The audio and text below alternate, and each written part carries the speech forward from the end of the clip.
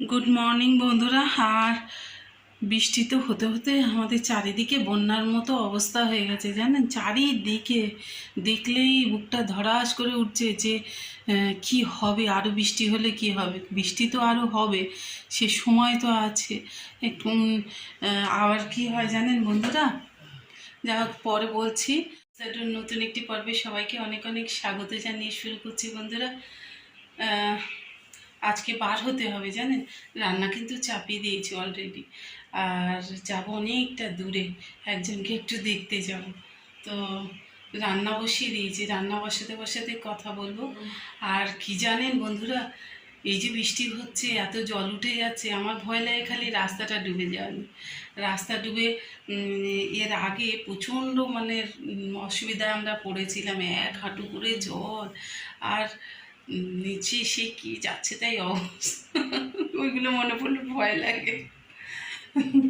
তো ভয় পেলাম নেই, যা হওয়া তা তো হবে। চারিদিকে যা অবস্থা দেখছি বন্যায়, শুধু প্রেয়ার করছি যে ঈশ্বর তাদেরকে রক্ষা করো, ভালো রেখো।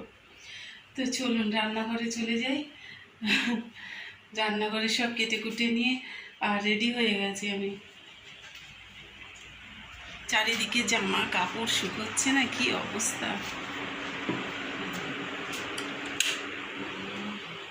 আমাদেরও চারিদিকে জামা কাপড় সব ছড়াছড়ি হয়ে আছে। আর করবো আজকে একটু খাসির মাংস, তা প্রেশারে সিটি দিয়ে নিয়েছি তাড়াতাড়ি করার জন্য। কড়াটাও চাপিয়ে দিয়েছি, মানে এমনি বসানো আছে কিন্তু গ্যাস জ্বালিয়ে। আলুগুলো ভেজে রেখে দিয়েছি, আর এই যে পেঁয়াজগুলো দিয়ে দিই। রান্না বসিয়ে দিয়েছি, তাড়াতাড়ি করছি। আর অনেকটা শব্দ হচ্ছিল জানেন, ওই জন্য আমি ওভার ভয়েসে কথা বলছি।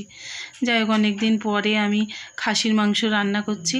তো আমিই বলেছিলাম আপনাদের দাদাকে যে একটু এনো না, খেতে ইচ্ছা করছে। কোনো দিন বলি না, কিন্তু জানি না কেন বললাম।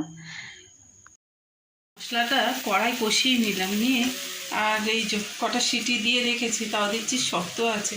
মশলা দিয়ে এটা কষিয়ে নেবো একেবারে বসিয়ে। তো এরকম করে করলে কড়ার মতোই স্বাদটা হয়। উফ বাবারে, এভাবে করলাম তার কারণ হচ্ছে সময় সংক্ষেপ, প্রেশারে তাড়াতাড়ি সিটি হয়ে যাবে, আবার স্বাদও বরকরার থাকবে বন্ধুরা। কড়াই কষে নিলাম মশলাটা। আসলে আমার কাছ থেকে সবসময় আমি এটা মনে করি যে ভালোও হবে, টেস্টিও হবে, আবার সময়টাও বাঁচবে। যতটুকু আমার ব্রেনে কুলায় ততটুকু দিয়েই চেষ্টা করে দেখি। তবে সুন্দর স্বাদ হয়েছিল, এটা আমি সত্যি কথা বললাম। কারণ সবথেকে বড় কথা কি জানেন, আমার মুখে ভালো না লাগলে আমার মনে হয় যেন অন্য কারোর মুখেও ভালো লাগবে না হয়তো, এরকম মনে হয়। আর আমার স্বাদ যেটা টেস্ট করে ভালো লাগে দেখেছি বাড়ির সবাইও পছন্দ করে। স্নান হয়ে গেছে জানেন, ঘরের কাজবাজ সব সেরে সরে নিয়েছি। আর কি রান্না করলাম টেবিলের উপরে না দেখালে যেন কেমন একটা অপূর্ণ থেকে যায়। যাই হোক, রান্না তো সেইভাবে শেয়ার করিনি, একটু দেখিয়ে নিই কী দিয়ে খাবো আজকে। নিম বেগুন করেছি একটু, আর করেছি এই যে খাসির মাংসের লাল লাল ঝোল। তো এই হচ্ছে আজকে খাবার দাবার। তো ছোটোটাকে খাইয়ে দিয়ে দিয়েছি, কারণ ওকে না খাওয়ালে একবার না আমার ভালো লাগে না, ঠিক কোথাও গিয়ে যেন শান্তি নেই। আর বড়োটা এখনও আসেনি, সে ঘরে ঢোকেনি, বড়োর সঙ্গেই বার হব। তা আমি খেয়ে রেডি টেডি হয়ে নিই, ও আসুক।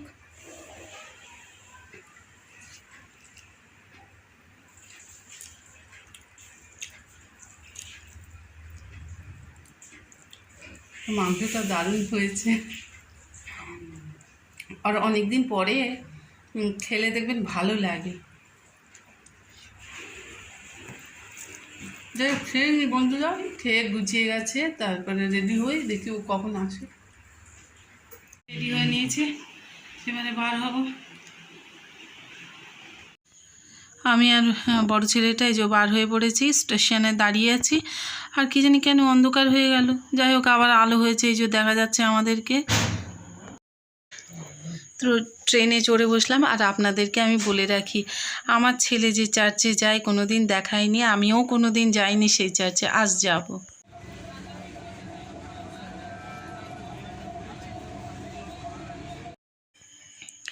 আর এই যে নেমে পড়েছি শিয়ালদায়, এই যে বাসের উদ্দেশ্যে, বাস খুঁজছি। তো ছেলেটা আমার তুলে দিয়ে সে আবার যাবে অন্য দিকে, আমি যাব অন্য দিক থেকে, একটু দরকার আছে, যার বাড়ি যাব বলছি তার বাড়িতে যাই আগে। আর এই যে দেখছেন কোথায় এসেছি বলুন তো, ময়দানের পাশ থেকে কিন্তু যাচ্ছি। আর আমার চোখে আজকে আপনারা একটুখানি দেখুন, কলকাতার অনেক ভালো ভালো জায়গা আপনারা দেখেছেন, কিন্তু আমার কপালে যেটুকু আছে আমি তার মধ্যে থেকে আপনাদেরকে ঘুরিয়ে নিয়ে আসি। তো খুব ভালো লাগছিল বসে, কিন্তু পাশে কেউ ছিল না, আপনাদের দাদা বা ছেলে তারা কেউ নেই, ওই একা একা হাঁ করে দেখছি আর আপনাদেরকে একটু দেখাচ্ছি। তো এই যেন এক আজব পুরী। আর কলকাতার কত কিছু দেখার জিনিস আছে, কিন্তু বিশ্বাস করুন হাওড়া ব্রিজের উপর থেকে যখন যাই আমার যে কি আনন্দ হয় আর কি ভালো লাগে আমি বলে বোঝাতে পারবো না। কেন আমি জানি না, এই যে নদীটা আর ব্রিজটা আর চলন্ত গাড়িগুলো, এই তিনের কম্বিনেশনে একটা যেন আলাদা অনুভূতি হয়, আমার ভীষণ ভালো লাগে। তো আপনাদের জন্য আমি কিছুক্ষণ ক্যাপচার করে রাখলাম।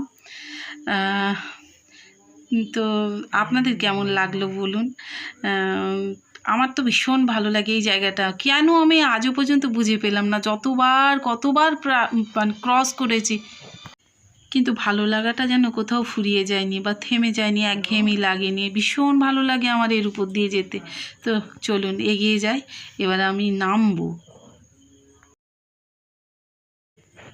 তো আমি যেখানে যাব বা যাদের বাড়িতে যাব আমি সেখানে ভিডিও একদমই শেয়ার করতে চাইছি না, কারণ প্রত্যেকটা মানুষের একটা পার্সোনালিটি আছে, তারা অন ক্যামেরা ভালোবাসে না, ওই জন্য দেখাতে পারলাম না। কিন্তু আমি এখানে কোথায় ওয়েট করছি দেখুন, আমি চিনি না যেখানে যাব, বসে আছি, তারা আসলে আমি তারপরে যাব, এখানে বসে আছি হা করে।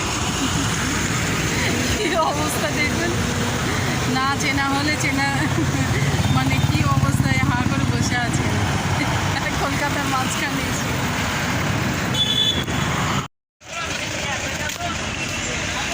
বন্ধুরা ময়দানের এখানে চলে এসেছি, আর এখানে দেখছি কত কিছু, আর যার সঙ্গে মিলবো এই যে আগে হাঁটছে, মুখটা দেখালাম না, পরে দেখাবো।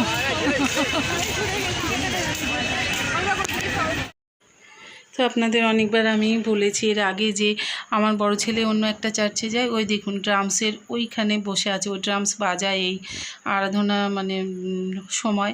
আর ও যে চার্চে যায় সেই চার্চে আমি একটুখানি দেখালাম, আর যাদের বাড়িতে গিয়েছিলাম তাকে একটুখানি দেখিয়ে দিলাম। যাই হোক বন্ধুরা, ভিডিওর কোনো অংশ ভালো লেগে থাকলে লাইক কমেন্ট শেয়ার করতে ভুলবেন না। টাটা।